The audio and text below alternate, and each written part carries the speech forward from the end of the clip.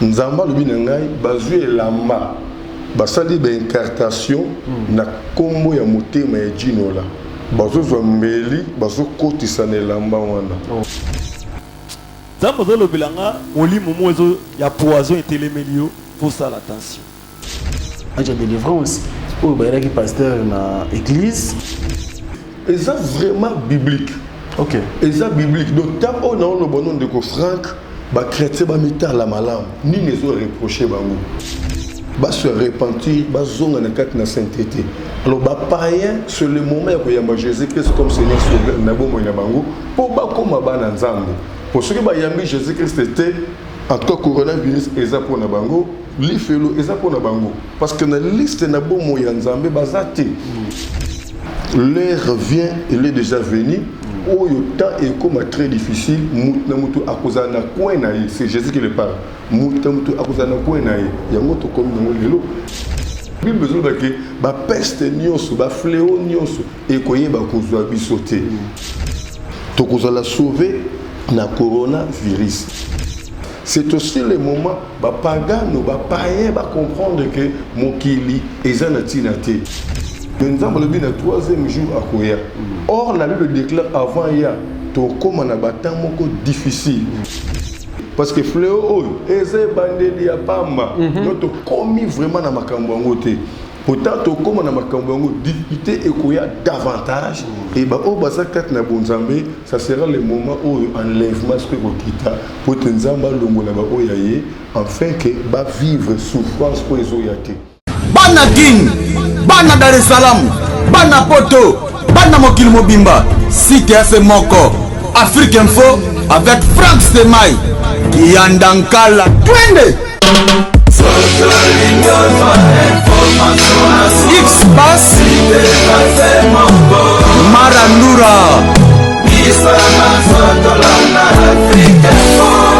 Franck Stemai. Voilà, bande merci na soutien na bino na bolamu au bout de la tabiso malgré confinement mais soutien ba conseil na bino ezo comme la biso mais voilà c'est vrai il y a des mesures préventives au différents gouvernements il y a pays na biso respectifs ezo pesa mais le sang bondé les kinyoso pour nzambe ndemo bateli ya solo to batela oui machin de tiki nzambe liboso nzambe nda kosunga biso raison pour laquelle émission na biso on va recevoir un homme de Dieu et bango pe bazali vraiment na chômage forcé parce que ba prière ezate ya toujours mona bango na ba différents comptes Facebook mais bazolo na page na bango respective ba page na bango Facebook ni bazolo ba tout le temps ba numéro ba M-Pesa numéro Airtel Money numéro boye faut que tinda mabonza na yo tinda offrande tinda dîme tinda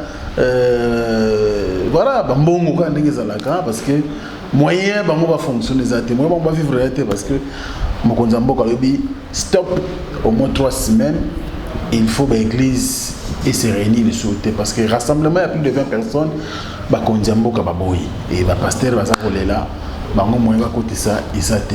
On va recevoir un homme de Dieu, pasteur Ernest Mongu, et Aza Moussa Nzambe au père ya hôtel Rabiso Minga en Afrique. Il faut trouver que après adresse à Mokonzamboka na nation, bango bazo décision na ndengelini, bo se comporter ndengelini surtout une église na Wakamba, ba se comporter ndengelini et également ba prière. Est-ce que Nzamba zolo banini pour le coronavirus na RDC? C'est un pays qui prie beaucoup en Afrique. La RDC. Nzamba alobi lokote pour na biso parce que ce corona côté na mboko ndenge côté di biso déjà 45 cas sur 43 cas déjà ce qui s'est propagé à wato kufa lokola bandinzi lokola mayebo. Pasteur Ernest, bonjour et bienvenue. Ouais, bonjour Ndeko Franck et puis bonjour na bande konyo sur baso na biso. Qui mezali? Oui, ngolo nzambe ça va. La rentaki héros non to kutana te parce que baibino musala pesili mkonza mboka banda pesili lobawana l'église zo funga maté musala nzambe zo kene ndenge. Donc musala silité Parce que biso en tant qu'évangéliste, misa na biso aussi là mukolo oyo batu bakoza sous na mokilité. Au fur et à mesure batu bazali misa les continuer.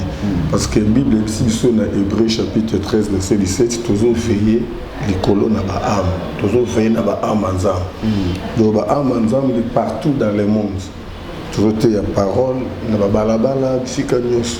Ndenge balobi to bimate mais tingai d'abord na zokoma kutu na église te mais na s'organiser na sombi o seigneur na soma na disposer na ko disposer lobby déjà chaque jour na 5 heures quand na niveau ya ndako nazo sala ba intercession na madame ngai Mosakoli Esther Mungu pour nzamba benga biso pour la délivrance à liboto na ye donc chaque jour na 5 heures juste exhortation, intercession en direct.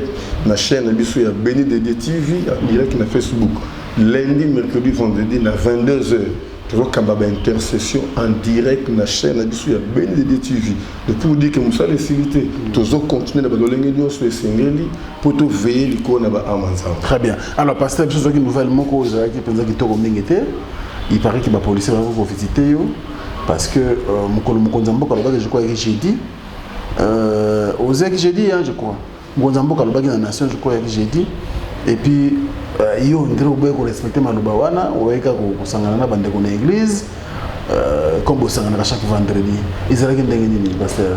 Bon, au moment que Mokonzambo Kalobaki, j'ai dit, mais la Ernin, là-bas 23h. Côté Moussou Kourez à la raté, Moussou Bazak information, vendredi kilt. Alors, Batouana Goya kilt, au Bayeba quitté. Et puis, Nazaki, on a rien que pour la Kozongi Sabatou. Pendant que nous Zongi Sabatou, Bayeko Memelanga, une jeune fille à 12 ans, a piqué crise. Nga na carte na bureau, nous sommes là, Batou. Équipe n'a pas de délivrance, n'a pas de soda. Bayambi moi, n'a pas de bonde. N'a eu qu'une zamba, bazo, n'a pas carte na bureau. Bima, kende ko racheter mon lit, moi, n'a bimi. Déclaration esprit baboui na bimater bima alors délivrance wana et ça dit que bato mabe o ba lukaka biso na balolenge nyonso ne ba bimi pasteur Teti tenu ba mboka tout ça ngana ba gelo vers 21h à 22h moi papa mon konde aye ko signaler nga que non en tout cas dans le quartier nous bimi que yo sali kilte respecter moi le ben Mokonzambo kate ba kolandelu lobby samedi je ne savais rien mais quand m'appelle bakangi pasteur bazo benga tout ça mais baskala qui vraiment au Canada et connaît bimai qui bakangi pasteur bon dimanche kilte za la guité bato bande koya na bondelaki nzambe na bondeli pour na huile d'olive na bi lokola kitete moto oya koya azwaka ke lembo huile d'olive atsana front akende na ye koto na yo zaki na église na église na monisco bato bazoya belenga bi bayo kansa ke to la prière na bimi na ngai na kei na tambo na quartier hermo na zongi susu bato bazoya kaka ndene ko mona lieutenant mo benga en tout cas pasteur déplacé parce que tous les Kabaïko, tous les Kabaï milliers. Dans le Bengi département, il y a des soldats. Tout bon délit, n'enzamba, n'engai, n'alongo la mako, n'engai l'église, puis Mikolo, nous sommes comme en église. Donc j'ai compris que c'est que danger ça. Moi les biso bateau ça l'enzambe, ça la délivrance dans un abisso. Bateau au diable à Kangi. Dans un abisso, nous avons fungola bango, nous avons libéré bango. Le bateau là-bas, c'est mon abisso. La prière n'abisso ils ont dérangé tellement bateau. Parce que l'église nous avons fait des délivrances dans n'engue. Surtout bakaya bateau piqué, ba crise, ba ndeko ba histoire wana. Ndo monusco ba luka biso na ba ndenge nyonso ba zwa biso te ba bundisa biso physiquement ici maté. Ndé lokola Mokonzambo quand le but les garants de la nation, ba luka parce que loko moko pour profiter nango menzamba et pour prévenir ba oyaye ndasale que tout longwa na place wana mais compassion wana ezali malgré mbongo ezate malgré difficulté malgré un mois qu'il te salemate mais toujours bunda toujours pour tout bonde la pona liboto na nzambe peut to laisser ba mobile il y a tant auto comme nango ndé s'organiser chaque jour na madame nanga na 5 heures kaka na intercession téléphone ouvert Banyoka Canada, États-Unis, Londres, monde entier, bakobenga tozobondela bakobenga tozobondela croire que nzambo atindaki biso abengaki biso ya mosala oyo akopouvoir mpona besoin na biso akopouvoir mpona mbongo bamega mpona misala oyo tozosala. Donc c'est comme ça. C'est comme ça. Alors situation sikoyo mwana oyo bayelaki obondelela ye asuki ndenge nini mwana wana vraiment azongi normal les mêmes jours image ali pasteur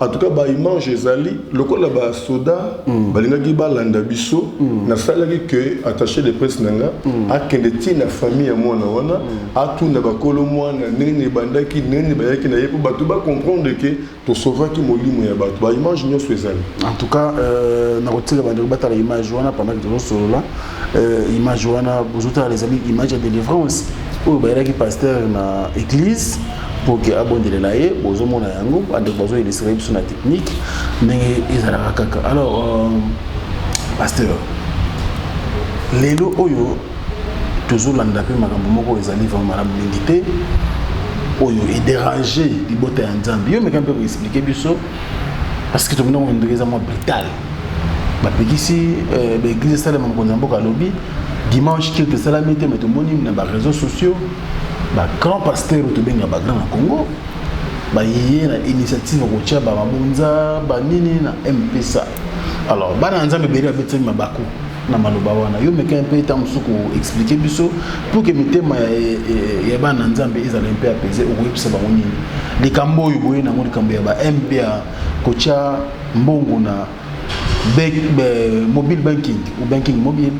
C'est-à-dire que tu as un MPSA, un Airtel Money, Union Storybi na mboka na biso. Ba nza mona lokola souci ya basala nzamba Congo ezaka mbongo. Boko sambela te sans que to pesa mbongo, il faut que to tinda mbongo na ba MPSA. Bon, na yebi procédure oyo bango balobelité pour de landiangote, mais offrande Bible dit na Galates chapitre 6 verset 6 mutu oyo bazote ya liloba na nzambe esengeli à faire part na ba bien na ye. Vous comprenez? Alors, tant que tu as la télévision, la internet, tu as la parole, tu as la offrande. Et c'est là que tu as tout sami, tu as bêti sami, tu as touché, qui a contribué à ce que le moyen de faire offrande. Mais toi, tu as offrande par rapport à quoi? Vous comprenez? Parce que offrande, après avoir offrande. Vous comprenez? Donc, ils ont une procédure, il y a des gens donc, il y a jugé comme une phase très compliquée. C'est aussi une phase où ils s'appelle leçon, dans le bateau organisé pour les brusquement sans que mon se préparé. Pour y a des pasteurs, ils sont instrument pour la délivrance du boutonnaille. Tout ça, la gâterie, tout le côté. Ni ce cas qu'on va comprendre si réellement Zamba benga biso toté. Pour y est-ce qu'on a une force de charge na biso. Vous comprenez? Donc nous ne serons pas là pour dire que non, le rôle avec l'église était botina offrande. Non non non, Nzambe oya tinda biso na musala oyo. Ayebi combat ko disposer pour musala oyo salema. Parce que tant que le bili kamboyo, j'ai dit vendredi culte exact. Tant Nzambe biso non, ko tiama ko église te mikolo oyo. Automatiquement il faut s'organiser nana bato malade na église oyo nga doit charge na bango nana bato permanence oyo doit charge na bango alors na yoka na organisation to sombika basaki ya loso ba biloko nyonso esengeli afin que ba vendre nango auto éviter to sala combler temps to kende nini. Vous comprenez?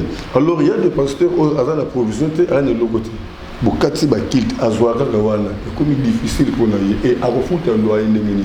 Il y a des barrières où à ça la rappelle Moussa Moussouté vie na ya dire que non localité. Vous comprenez? Donc eza guerre moko toko juger nango vraiment batuté. Il faut to tika yemo ko nzamba tambusa biso. To tika yemo ko nzamba tambusa biso pasteur église bénie de Dieu. Les églises où les gens bandimé belé un peu à travers le monde. Et zo sala mosala pe za ko mona miso bato tel que ba délivrance makambo belé auto yebi wana et osala makati église wana mais to récupérer sango moko awa oyo emekembe ko déranger bato. Qu'est-ce qui se passe na moko ya bana parce que encadre bana le cas pas na biso tant on de kona moi ndeko na biso moko atiraki biso chikompolo do pe son âme tomika mpe kolobaki moko mpe ya baartiste mosusu asembleke mpa na yo aza connu na kombo ya Djinola. Il semble que santé na ye eza bien te et ase confie ke mpa na yo mpona mabondeli okoki koyebisa biso ndenge nini azali sikoyo et puis eloko nini ekomelaki ye. Bon, Djinola témoignage na ye bato bande ko prévenir ye na poison que le poison ake ba se prévenir mais oyo ekomeli ye ezalaki poison te. Parce que ezalaki jour anniversaire na ye le 10 mars akeneka kosala staff ndenge bobengaka staff na baninga na ye o tolongi awa tokende koto oyo tolongi awa tokende koto oyo après abandi kosentir mal à l'aise azo koka lisusu te ameki oforcé asenti ke ezokosagrave toujours davantage motema pasi sikoyo ntango amekisa baninga ozo comprendre te bazwili ye moto mbangu bakende otike na hôpital bakende na sebko ye mpe sikoyo explique kaka aboyi bakende na sebko abi nofu na sebko te na okende hôpital te il faut nakende na ndako ntango so akomi na ndako na ministre abandi koyoka sikoyo ondire bato tiai mpena mbeli na motema abandi kokanga abisi mwasile benga paster vérifie na répertoire mwasi lequel kina koma papa Ernest nde babenginga na tali air boye 1h du matin. C'est qu'on a 1h du matin, il y a beaucoup de gens qui disent là à mon avis que c'est impossible. À zéro c'est un téléphone. Pas bon de la catapone na musique bon de là. Mais na yo qui nzamba et c'est comment sur place. Tali 1h du matin a démarré voiture. On a commis une église dans une de Komoko, to kaine ti nda kwa Djinola. To kuti Djinola zolela papa motema.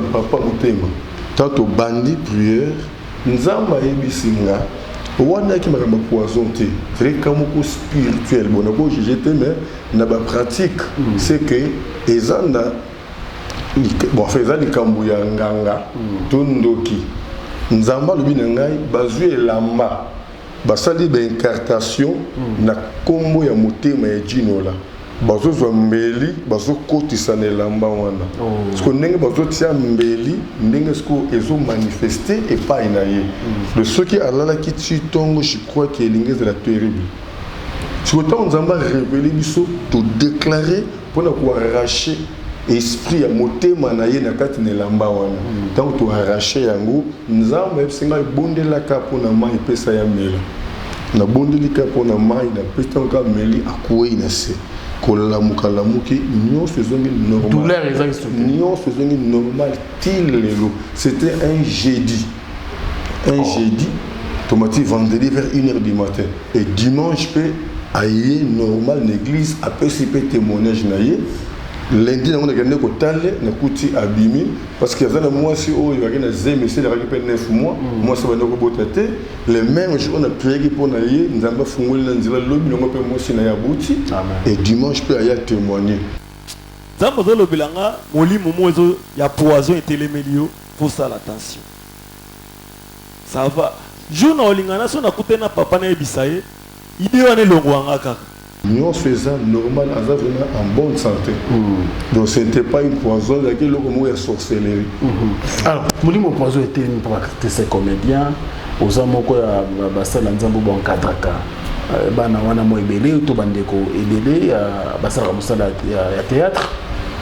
Molimo etelemi wana ezali naturel to spirituellement mon père Olobeyani pasteur Ernest. Non, poison ezali nango muté mabe. Muté mabende tindaka mutu na art ya kosala ya kotela moninga poison. Muté mabe jalousie kolinga te mutu dans le parcours na yo to aleka yo faut ça toujours likolo. So moninga komi kotia moi kaka muté mona mabe ne sala ke batela moninga poison parce que ngai bambule leki na na frère moti le père en église o ba initié qui a tiré nga poison et tant ba pêcher poison a commis mal à l'aise dans un côté premier jour deuxième tu es une semaine à peu près ne ayeko yambole pa na ngai na bondeli pona ye na PCP conseil et si tout ça malamu tu lelo les hommes te mabe o mataka na batu ndi yango tindira mutu za penser wana etanga zu penser wana diable lati pe asali poison kapo akoisa muninga to pe a dominer muninga donc ça le marana parce que moke na suka alors comportement nini bana nzambe ba kozwa pendant période onyo so toujours traverser à confinement na bandako Israël biso na tamboka awa ba baza di banda d'ailleurs kutu kubana c'est plus grave encore parce que bazo ninganate bazo na bandaku et tout le monde du jour au lendemain cas de décès ils se multiplier comportement ni ba nzambe ba emprunter pendant la période. Donc comportement et ba nzambe sengeli bazwa, il faut te faire très attention, ce n'est pas seulement se faire plonger la prière. Oh mikolo faut que bonde la migue, non. Il faut de baye ba zonga na présence en Nzambe, bazonga na bonzambe, ba se repentir au bazali ba Christ. Au baza ba Christ te ba yamba Yesu na bomo na bango. Pour makambo de ko Franck na loba kiango quelque part na me rappelle ko loba mathématique moko eza na Exode chapitre 19 verset 10. Tous monde ici quand Nzamba a Moïse kita na libota na ngai premier jour te bongo repentance ba bongo la mitema na bango, deuxième jour te bongo repentance ba bongo la mitema na bango, troisième jour nga monzambe na oya. Surtout dans le Nouveau Testament dans 2 Pierre chapitre 3 verset 8 to komona siko ndenge Pierre azoloba et panzambe un jour est égal à 1000 et les 1000 sont comme un jour. Sur le sujet Exode 19 10 dans 2 Pierre 3 8 to comprendre que tout ça na deuxième jour. Vous comprenez? Mais nous avons le troisième jour à Koya. Or, la Bible déclare avant hier, comme on a battu difficile. Il y a Jésus-Christ a été émis dans Jean chapitre 16, verset 32 à 33. Il dit que l'heure vient, il est déjà venu. Oh, le temps est comme très difficile. C'est Jésus qui le parle. Et puis nous avons le but tribulation et causale. Mais oh, le garder donc pour dire que Batouba Zongande Panzam, Babongo la mité manabango, Babongo la batika mabé. Tu comprends bien, Marambo, tu veux comment on a déjà. C'est biblique. Et ça vraiment biblique.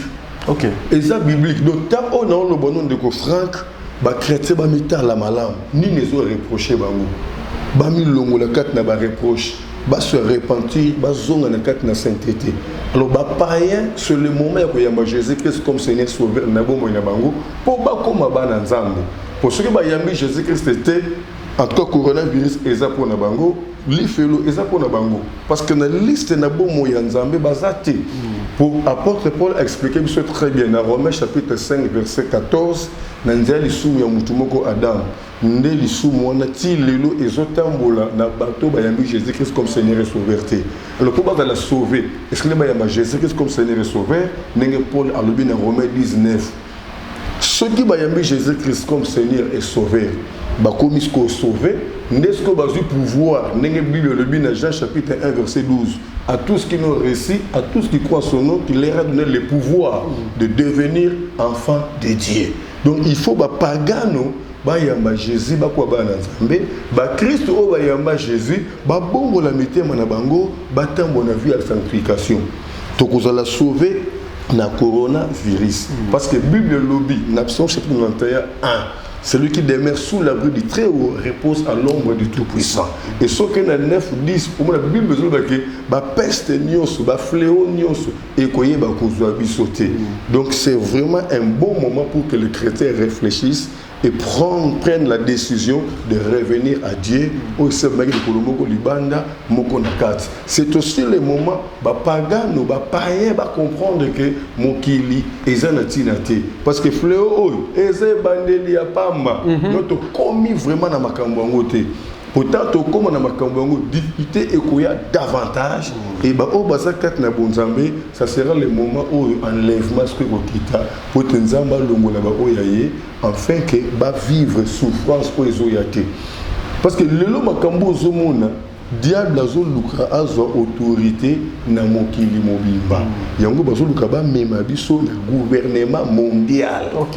Tant que le gouvernement mondial, c'est le moment où le diable a sommé.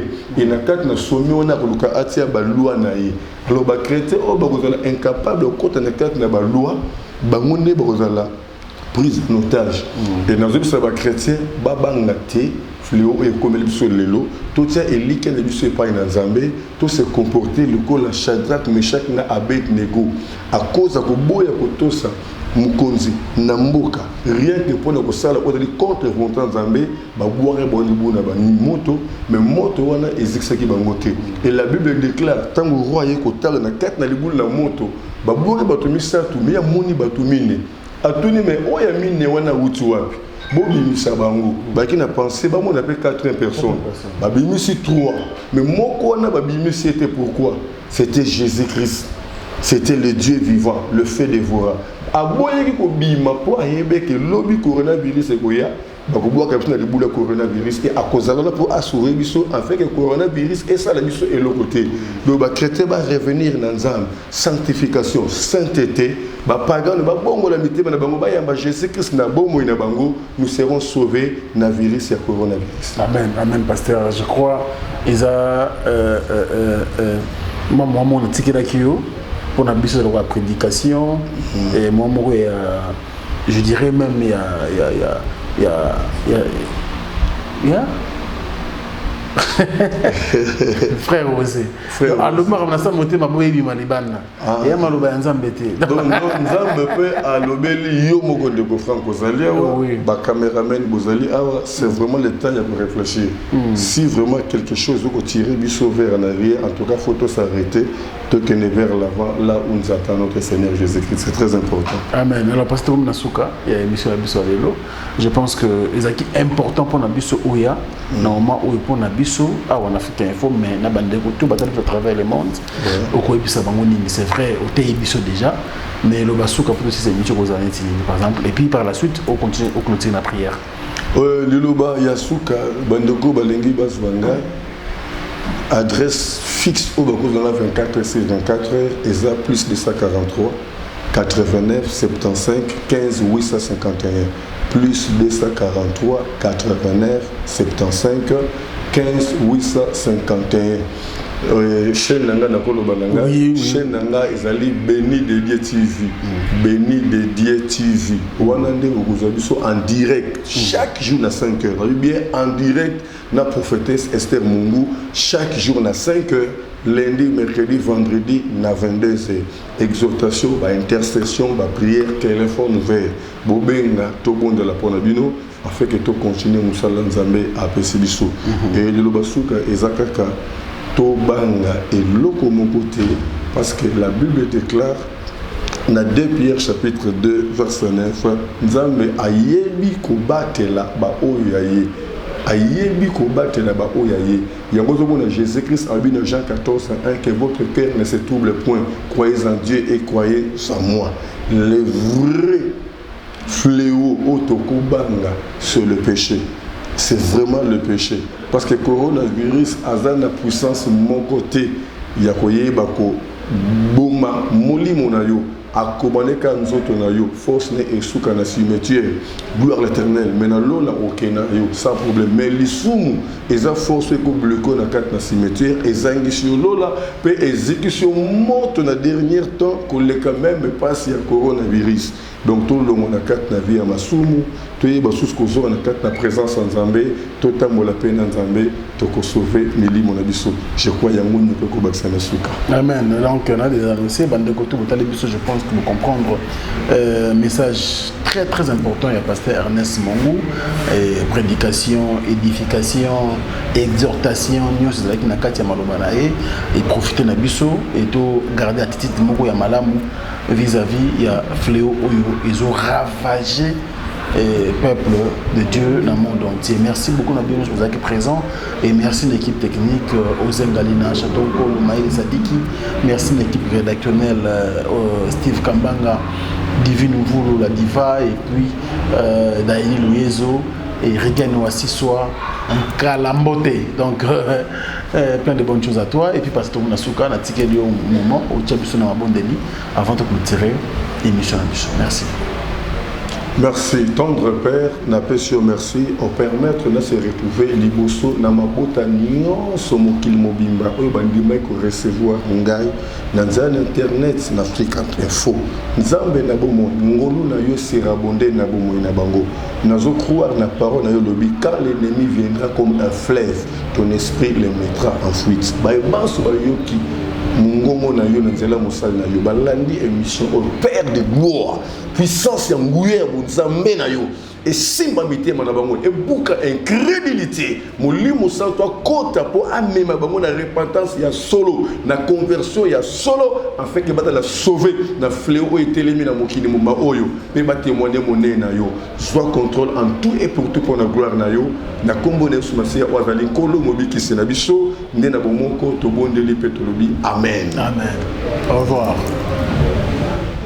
Bana King, Bana Dar es Salaam, Bana Poto, Bana Mokil Mobimba, CTF Moko, Afrique Info avec Franck Stemai, Kiandankala. Twende!